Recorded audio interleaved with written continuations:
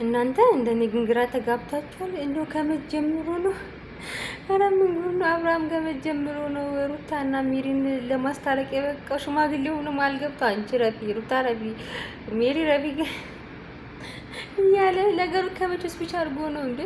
በቀደም ዕለት ከትናንት ወዲያ ምናምን እኮ እናንተ በቃ ልትጋደሉ ደሳችሁ በጣም ጠላታሞች ነበራችሁ። ከመጀመሩ ነው ሁለቱ ተጣልተው ደግሞ አንተ ማልገብቶ ደግሞ አንቺ ረፊ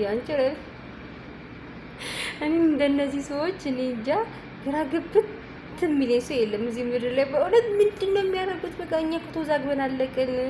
ድራማ ነው ብለን እንዳንቀበል እውነተኛ ነገርም አለበት ነገር ብዙ ነገሮች እውነተኛ የሚመስሉ ነገሮች ደግሞ አሉ። አይ ደግሞ እውነተኛ ነው በቃ ደግሞ ብለን እንዳንቀበል ፌክ የሆነ ነገር ዓለም ላይ የማይደረግ ነገር እነሱ ጋር ይደረጋል።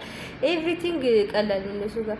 ምንም አያስባቸው ነገር የለም። ድሮ አያስባቸውም አያስባቸውም። እዛ ጋር ሰው ጠፍቶብናል፣ የመጨረሻ ተዋክበናል እያሉ ነው ያሉት። አሁን አብርሃም እንግዲህ ትላንትና ያስረዳት ፍቅረኛ ቀለበት አስሮላት የነበረች ፍቅረኛ ከጠፋች እንግዲህ ኦልሞስት ወደ 5 ቀን ሆኗታል።